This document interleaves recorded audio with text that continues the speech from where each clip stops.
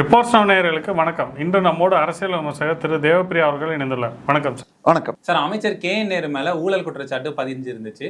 இந்த வகையில சென்னை ஹைகோர்ட் ஏன் இன்னும் வழக்கு பதியல அப்படிங்கிற மாதிரி கேட்டிருந்தாங்க. ஏன்னா இன்ன வரைக்கும் FIR போடல. இதுக்கான காரணம் என்ன சார்?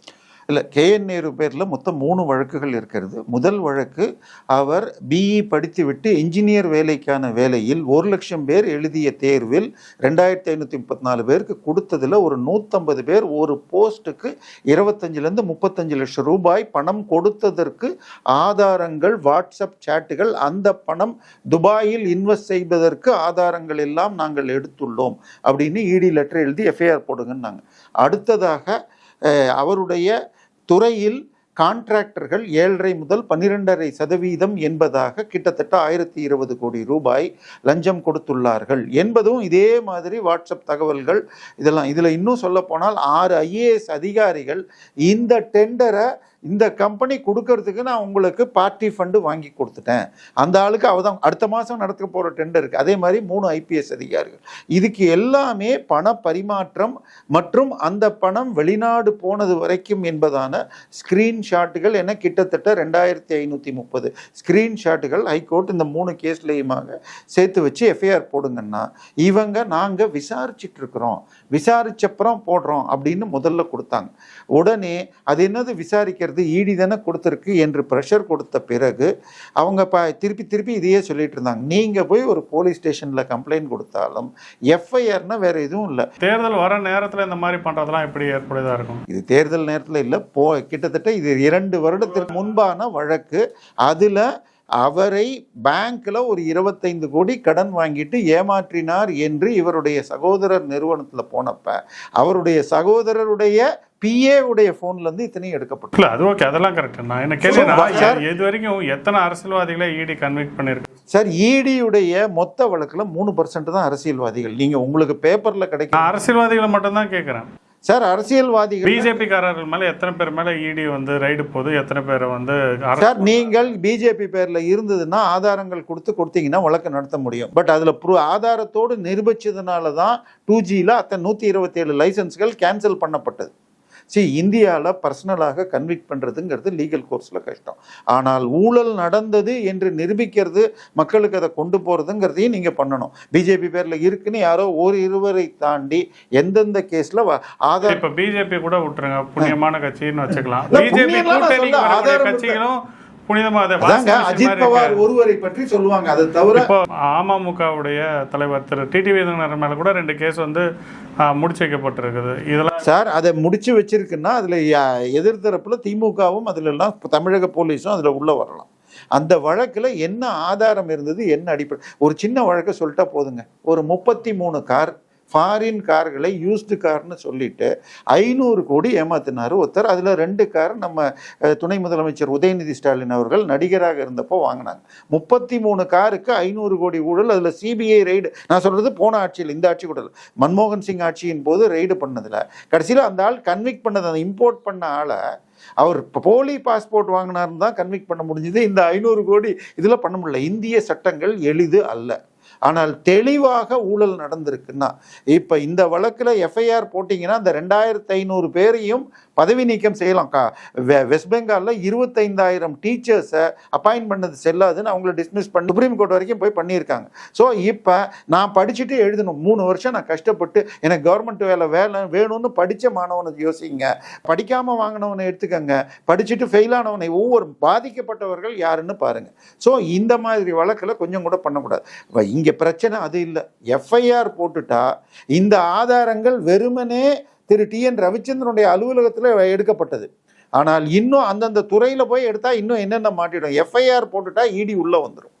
FIR போடுறதுல சட்டத்தில் எந்த விதமான ஓட்டைகளும் கிடையாது. FIRனு சொன்னால் நான் உங்களை அடிச்சிட்டேன்னு நீங்கள் கம்ப்ளைண்ட் கொடுத்தா அவர் சொன்னார்னா போலீஸ் எழுத போகிறான். சம்பவம் நடந்ததுன்னே இல்லை, அப்புறம் விசாரிச்சுட்டு இல்லைன்னு எழுத முடியும். அவர் கூட தேவராஜன் தேவப்பிரியா என்னை அடித்தார் என்று கூறினார், விசாரித்து நாங்கள் சார்ஜ் ஷீட் போடுறோம் தான் இதுக்கு அர்த்தம். ஆனால் FIRல போட்டு அந்த சொல்லப்பட்ட குற்றப்பிரிவுகள் ஷெட்யூல்டு அஃபென்ஸில் இருந்தால் ப்ரெடிகேட் அஃபென்ஸ் இருக்குன்னு ED உள்ளே வந்துடும்.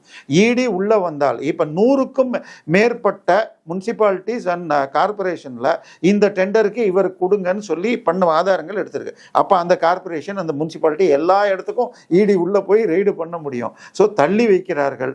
நேற்றைக்கு வந்தப்போ கூட என்ன முதல்ல என்ன சொன்னாங்க, இதுக்கு அரசிடமிருந்து பர்மிஷன் வரலாம், அப்போ தான் நாங்கள் எஃப்ஐஆர் பண்ணணும்னாங்க.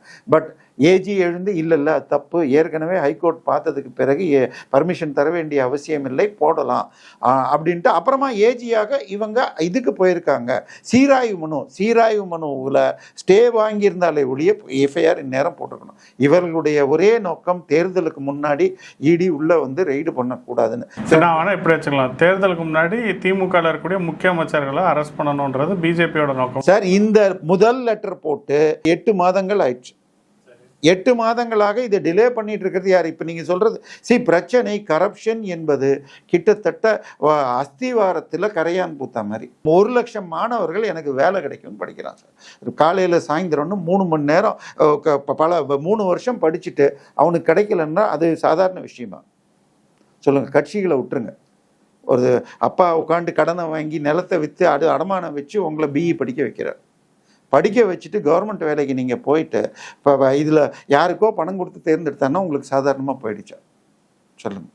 ஸோ பிரச்சனை சின்ன விஷயம் இல்லை, இவங்க டிலே பண்ணியிருக்கு. இன்னும் சொல்ல போனால் இதில் அரசியலில் பூந்தால் டாஸ்மாக் கேஸில் 8 மாதம் ஆச்சு, மணல் கடத்தலில் இது எஃப்ஐஆர் போடுங்கன்னு ஆச்சு. ஆனால் அந்த லெட்டர்லாம் லீக் ஆகலை. இந்த லெட்டர் ஸ்டாலினால் உதயநிதி ரசிகர் மன்ற தலைவர் மூலமாக திமுகவே லீக் பண்ண செய்ததுன்னெலாம் அரசியல் செய்தி வருகிறது. இப்போ தேர்தல் நெருங்க எஃப்ஐஆர் போடாமல் தள்ளி போட்டாச்சுன்னா, எஃப்ஐஆர் போடாமல் இருக்க முடியாதுன்னு அவங்களுக்கும் தெரியும். தேர்தலுக்கு முன்னால் இது பெருசு பண்ண முடியாதுன்னு பார்க்குறாங்க. மேலே வர்றப்ப இன்னும் சிக்கல்கள் அதிகமாகும்.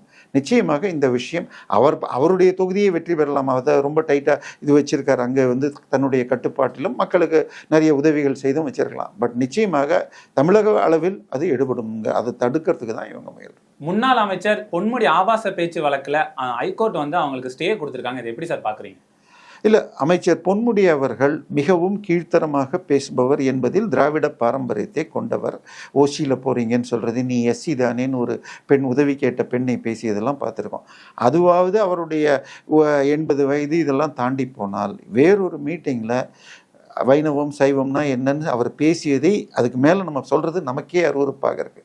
அவ்வளவு கீழ்த்தரமாக பேசினதுக்கப்புறமும் எஃப்ஐஆர் போட மாட்டேன் என்று தமிழக போலீஸ் கட்டியங்கட்டிட்டு இருந்துச்சு. அதன் பிறகு 2 உயர்நீதிமன்ற நீதிபதிகள் சுயமோட்டாவாக நீங்களா எஃப்ஐஆர் போடுறீங்களா, இல்லை நான் பதிவாளரை வைத்து ஹைகோர்ட்டில் போடுறேனான்னு சொல்லிட்டோன்னே பல தமிழ் சமூகங்கள் போய் வழக்கு கொடுக்குறப்ப போய் எஃப்ஐஆர் போடுற மாதிரி போட்டுட்டு விசாரணை செய்தோம், இதில் தப்பு இல்லை. அவர் தரப்பில் அது பச்சையப்பா கல்லூரிக்குள்ள நாங்கள் சின்ன விவாதம் மாதிரி நடத்துகிறப்ப பேசப்பட்டதுன்னாங்க. ஆனால் இன்னும் சொல்ல போனால் பொன்முடி இருக்கிற விழுப்புரம் தொகுதியின் எம்பியாக இருக்கிற ரவிக்குமார், நான் அங்கே இது படிக்கிறப்ப தான் இவர் சொல்கிற அந்த பட்டிமன்றங்கள் நடந்தது, இந்த விஷயம் அங்கு பேசப்படவில்லைன்னு ரவிக்குமார் சொல்லியிருக்கார்.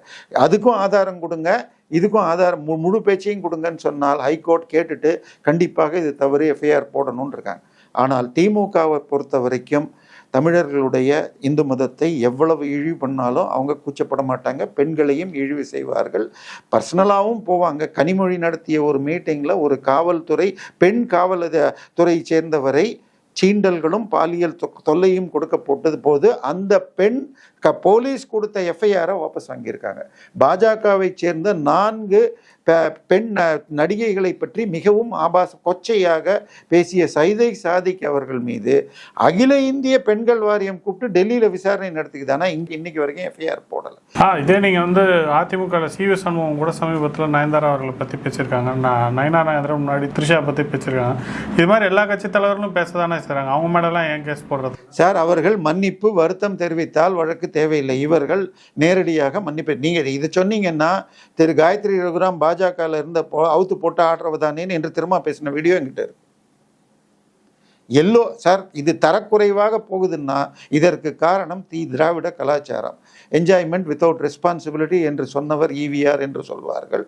அது தவிர திருக்குறளில் 83 கெட்ட வார்த்தைகள்னு சொன்னதுல குடும்பம், இது முன்னோர்கள்ங்கிற வார்த்தையெல்லாம் சேர்த்திருக்காரு. அவர் கடவுள் நம்பிக்கை இல்லைன்னா கூட பரவாயில்ல, குடும்பம், மனைவி, கணவன், இதெல்லாம் வார்த்தைகள் எல்லாம் அவர் 83 வார்த்தையில சேர்த்திருக்காரு. அவருடைய கட்டுரை என்கிட்ட இருக்கு தரேன் உங்களுக்கு.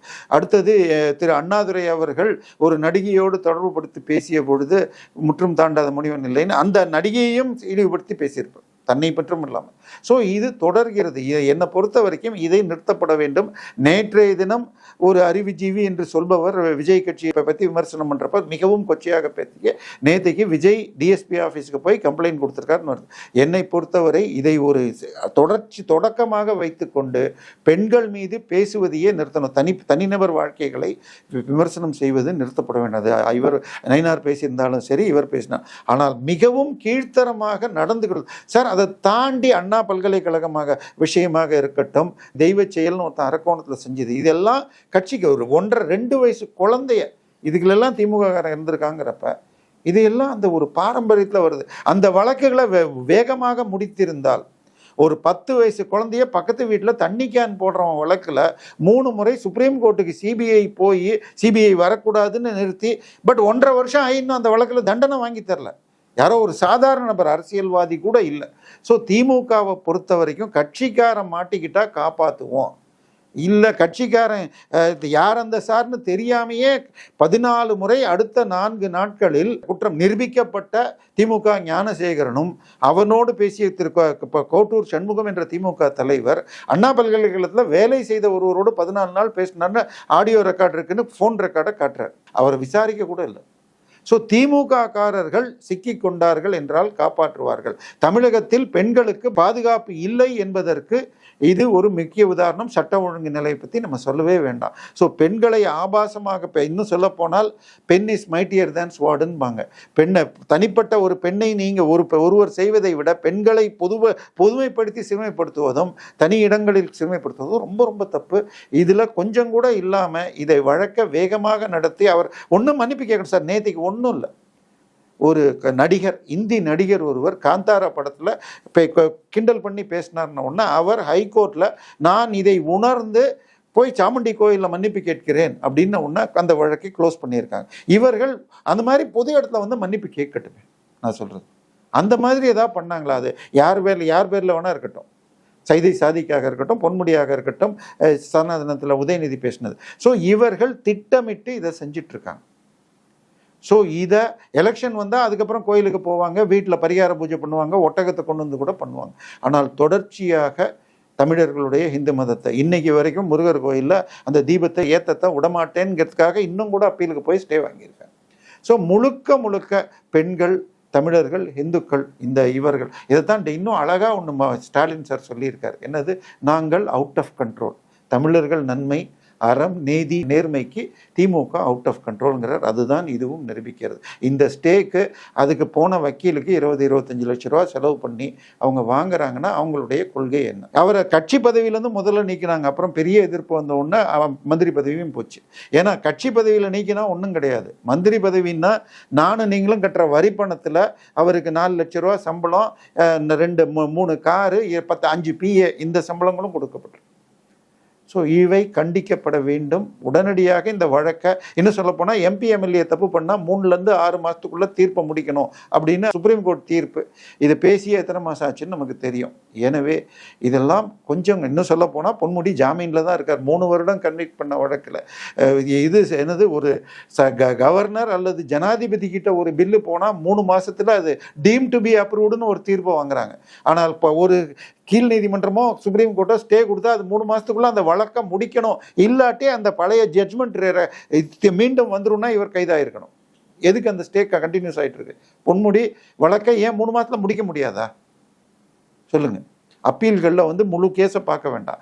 ஸோ முழுமையாக சட்டத்தையும் நீதியையும் தங்களுடைய பணபலத்தால் திமுக வளைத்து கொண்டிருக்கிறது.